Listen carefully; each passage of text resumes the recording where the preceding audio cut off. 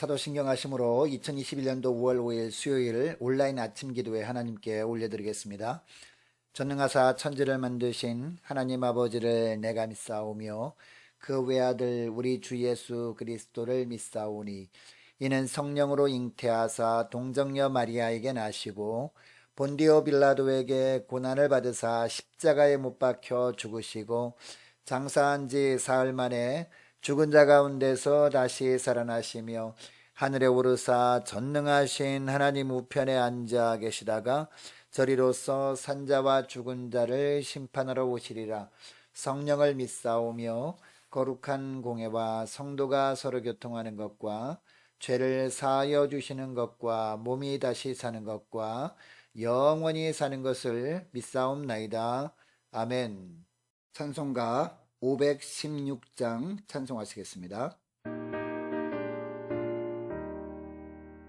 옳은 길 따르라 의의 길을 세계 만민을 찾는 길 이 길 따라서 살기를 온 세계에 전하세 만 백성이 나갈 길 어둠 밤지나 모둠 든다 환한 빛 보아라 저기 주 예수의 나라 이까니 곧 오겠네 오겠네 주 예수 따르라 승리의 주 세계 만민이 나갈 길과 진리요 참 생명 내 창검을 부수고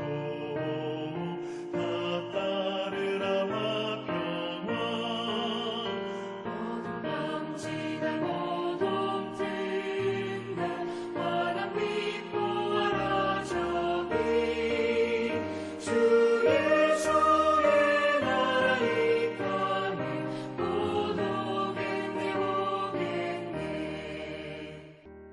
놀라운 이 소식 알리어라 세계 만민을 구하려 내 주 예수를 보내신 참 사랑의 하나님 만 백성이 따를 길 어둠 밤지나 모둠 든다 환한 빛 보아라 저기 주 예수의 나라 이까니 곧 오겠네 오겠네 고난 길을 치고 찾아온 길 많은 백성을 구한 길 모두 나와서 믿으면 온 세상이 마침내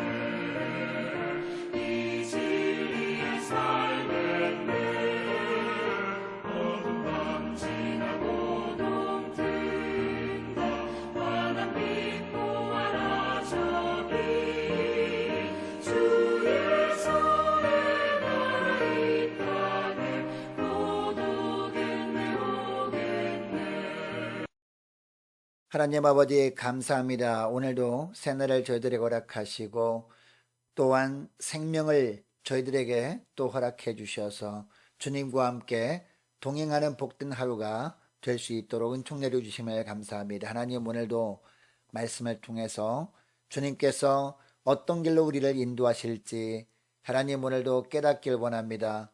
주님 또 순종하길 원합니다. 깨달은 말씀대로 순종하며 나갈 때 오늘도 주님이 예비하신 은혜 가득한 가운데 살아갈 수 있는 복된 하루가 되게 하여 주옵소서. 감사드리오며 우리 주 예수 그리스도의 이름으로 기도드립니다. 아멘. 이 시간에 하나님이 주시는 말씀은 구약성경 잠언 1장 9절부터 19절까지 말씀 보겠습니다. 내 아들아, 내 아비의 훈계를 들으며 내 어미의 법을 떠나지 말라. 이는 내 머리에 아름다운 관이요 내 목에 금사슬이니라. 내 아들아, 악한 자가 너를 꿰일지라도 따르지 말라. 그들이 내게 말하기를 우리와 함께 가자. 우리가 가만히 엎드렸다가 사람의 피를 흘리자. 죄 없는 자를 까닭없이 숨어 기다리다가 스올같이 그들을 산채로 삼키며 무덤에 내려가는 자들같이 통으로 삼키자. 우리가 온갖 보화를 얻으며 빼앗은 것으로 우리 집을 채우리니 너는 우리와 함께 제비를 뽑고 우리가 함께 전대 하나만 두자 할지라도 내 아들아 그들과 함께 길에 다니지 말라. 내 발을 금하여 그 길을 밟지 말라. 대저 그 발은 악으로 달려가며 피를 흘리는데 빠름이니라. 새가 보는 데서 그물을 치면 헛일이겠거늘 그들이 가만히 엎드리면 자기의 피를 흘릴 뿐이요 숨어 기다리면 자기의 생명을 해할 뿐이니 이익을 탐하는 모든 자의 길은 다 이러하여 자기의 생명을 잃게 하느니라. 여러분, 이 땅에 있는 어떤 부모도 자녀가 잘못된 길로 가는 것을 원하는 부모는 없을 것입니다. 아무리 자신이 세상에서 실패한 인생을 살았던 사람도 자기 자식만큼은 바르게 살아가기를 원하는 것을 보게 됩니다. 자, 오늘 우리가 읽은 본문은 부모가 자녀를 바른 길을 걷게 하기 위해서 자녀에게 훈계하는 내용입니다. 8절 말씀을 보면 내 아들아 내 아비의 훈계를 들으며 내 어미의 법을 떠나지 말라라고 하고 있습니다. 이 구절에서 말하는 훈계와 법은 무엇을 말하는 것일까요? 단순히 부모가 생각하는 기준으로 자녀에게 하는 잔소리가 아닙니다. 부모가 하나님의 말씀을 근거로 자녀에게 권면하는 교훈을 말하는 것입니다. 그러니까 부모가 먼저 하나님의 말씀에 붙들려 살아감으로 삶 가운데 승리를 경험해 보는 겁니다. 그 후에 자신이 붙들고 승리했던 말씀을 근거로 자녀들에게 훈계를 하는 겁니다. 이처럼 부모가 하나님의 말씀을 통해서 훈계를 할 때 자녀는 외면하지 말아야 합니다. 그 말씀에 순종해야 합니다. 이것을 8절에 보면 아비의 훈계를 듣고 어미의 법을 떠나지 않는 것으로 표현하고 있거든요. 이렇게 해야 하는 이유도 9절에서 말씀하시죠. 9절을 보면 이는 내 머리에 아름다운 관이요 목에 금사슬이니라 라고 합니다. 이 9절에서 아름다운 관은 승리의 상징을 말합니다. 그리고 목의 금사슬은 보호를 상징하는 것입니다. 그러니까 무슨 이야기입니까? 부모가 하나님의 말씀을 근거로 책망을 할 때 자녀가 외면하지 않고 잘 듣고 그 말씀에 순종할 때 비로소 세상에서 승리하게 되고 하나님의 보호하심 가운데 살게 된다는 겁니다. 여러분 이것을 기억하시고 자녀들 앞에서 늘 하나님의 말씀에 순종하는 믿음의 본을 보이며 살 수 있는 여러분 될 수 있기를 원합니다. 그래서 그 말씀을 근거로 자녀들을 훈계함으로 말미암아 세상에서 늘 주님의 도우심으로 승리하고 고난의 때마다 하나님의 보호해 주시는 은혜를 누리는 자녀로 양육할 수 있는 저와 여러분 되시기를 주의 이름으로 축복합니다. 계속해서 10절부터 보면 만만치 않은 세상에 대해서 말하고 있습니다. 특별히 10절을 시작하면서 다시 내 아들아 라고 하고 있습니다. 여러분 이 구절에서 아들은 이제 갓 성년이 되어서 사회생활을 하기 시작한 자녀를 의미합니다. 그리고 믿음으로 살아본 경험이 적은 사람을 뜻하기도 합니다. 어제 우리가 살펴본 4절에 나오는 젊은 자를 아들로 오늘 본문에서는 표현하고 있는 겁니다. 자, 10절을 다시 보면 악한 자가 너를 꿰일지라도 따르지 말라라고 하고 있습니다. 믿음으로 살고자 하는 우리를 꿰는 악한 자들이 득실거리는 곳이 바로 세상이다 라고 하고 있는 겁니다. 여러분은 아무리 세상에 악한 자들이 있다 해도 겉모습을 보고 금방 알 수 있다면 전혀 문제가 되지 않을 겁니다. 왜냐하면 겉으로 보이는 모습을 통해서 악한 자임을 깨닫고 가까이 하지 않으면 되기 때문입니다. 그런데 11절부터 보면 이런 악한 자들이 어떤 자들인지 밝히고 있습니다. 자, 11절 말씀 보시기 바랍니다.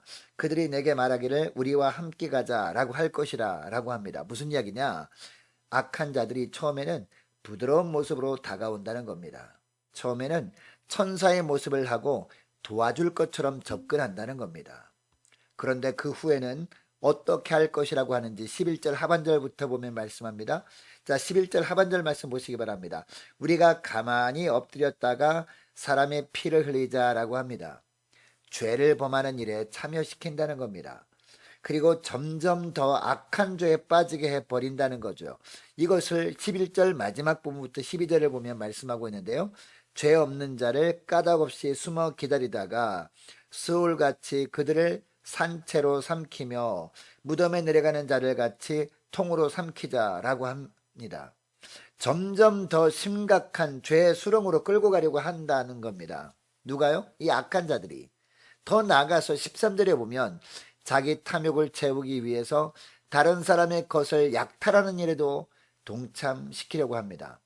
우리가 온갖 보화를 얻으며 빼앗은 것으로 우리의 집을 채우리니 라고 합니다. 그리고 14절 말씀에도 보면 너는 우리와 함께 제비 뽑고 우리가 함께 전대 하나만 두자 할지라도 라고 합니다. 제비 뽑자고 하는 것은요, 똑같이 나누자는 것 아닙니까? 이것을 언뜻 보면 공평한 것처럼 느껴지기도 합니다. 그러나 무엇을 제비 뽑고자 하는 겁니까? 불의한 죄를 범한 결과를 두고 제비 뽑기를 하고자 하는 겁니다. 그러니까 제비 뽑자 하는 것도 어떻게 하든지 함께 죄를 짓게 하려는 것뿐입니다. 여러분, 이런 유혹에 넘어가면 어떻게 될까요? 죄악에 삼킴당하게 되고 영적으로 죽게 됩니다. 그리고 하나님께서 예비하신 생명의 풍성한 은혜를 누리지 못하게 되고 맙니다. 세상을 살아보지 않는 자녀들은요, 이것을 잘 모릅니다. 그래서 세상을 먼저 살아본 부모가 자녀에게 세상이 이렇다는 것, 그리고 세상의 악한 자들이 어떻게 할 것인지를 말씀을 근거로 말해주고 유혹에 넘어가지 말도록 해야 한다는 겁니다. 자, 15절 말씀에도 보면 내 아들아 그들과 함께 길에 다니지 말라. 내 발을 금하여 그 길을 밟지 말라라고 권면하라고 하고 있습니다. 여러분, 우리가 그리고 자녀들이 세상과 짝하지 말아야 될 이유가 무엇일까요? 16절 말씀을 보세요. 대저 그 발은 악으로 달려가며 피를 흘리는데 빠름이니라 라고 합니다. 쉽게 표현하면 하나님의 자녀라면 어제 말씀드린 것처럼 믿음의 길을 걸어야 하는데 악한 자들은 악으로 그리고 악한 길로 달려가기 때문이라는 겁니다. 그리고 믿음의 자녀라면 생명을 살리는 일을 해야 하는데 악한 자들은 자기 유익을 위해 남을 죽이는데 혈안이 되어 있는 자들이기 때문이라는 겁니다. 그리고 둘째로 우리가 그리고 자녀들이 세상과 짝하지 말아야 될 이유가 뭐냐? 그들이 악한 행동은 다 헛된 일이 될 것이기 때문입니다. 자, 17절 말씀을 보면요. 왜 악인들과 함께면 안 되는지 새를 잡는 그물을 치는 사람을 비유로 말씀하거든요. 즉 악인들이 음흉한 계획은 새가 그물을 치는 것을 빤히 보고 있는 데서 그물을 치는 것처럼 헛된 일이 되고 만다는 겁니다. 그리고 우리가 그리고 자녀들이 세상과 짝하지 말아야 될 세 번째 이유는 뭐냐? 그들이 악한 행동 때문에 오히려 그들이 망하게 될 것이기 때문이라는 겁니다.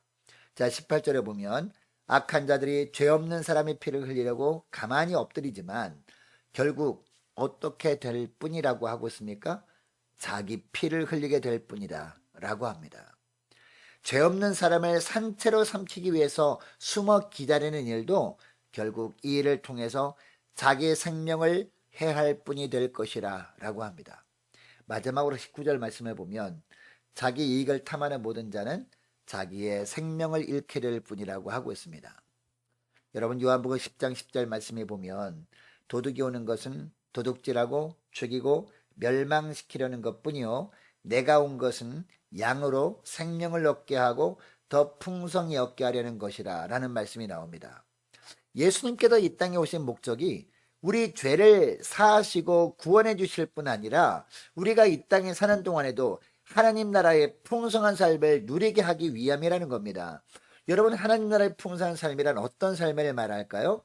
주님이 늘 함께 하시는 삶입니다. 그리고 주님께서 늘 견고하게 붙들어 주심으로 말미암아 어떤 환경 속에서도 감사하며 살게 되는 삶입니다. 뿐만 아니라 모든 상황을 주님께서 주관해 주심으로 말미암아 어떤 상황에서도 흔들리지 않고 늘 믿음으로 살게 되는 삶을 말합니다. 여러분, 이것을 기억하시고 오늘 기도할 때 이렇게 기도했으면 좋겠습니다. 하나님, 제가 먼저 부모로서 하나님 보시기에 자녀들 보기에 하나님의 말씀에 붙들려 말씀에 순종하며 살게 하여 주옵소서. 하나님, 말씀을 근거로 자녀를 훈계함으로 말미암아 세상에서 늘 주님의 도우심으로 승리하고 고난의 때마다 하나님의 보호해 주시는 은혜를 누리는 자녀로 양육할 수 있도록 도와주옵소서. 간절히 기도했으면 좋겠습니다. 계속 기도할 것은 오늘 수요 예배를 위해서 함께 기도하기를 원하고 오늘 어린이날입니다. 모든 가정의 자녀들을 하나님 믿음으로 잘 양육할 수 있도록 도와주옵소서. 함께 기도하기를 원합니다. 많은 환우들 위해서 기도해 주시기 바라고 출산을 앞둔 우리 김다희 선교사님 위해서 함께 기도하기를 원하고요. 고3생들을 위해서 함께 기도해 주시기 바랍니다. 취업을 준비 중인 우리 자녀들과 선교사님들을 위해서 나라와 민족을 위해서 우리 함께 가는 교회 앞날을 위해서 저와 여러분이 가지고 나온 기도 제목들 놓고 자 우리 함께 기도하기를 원합니다. 기도하겠습니다.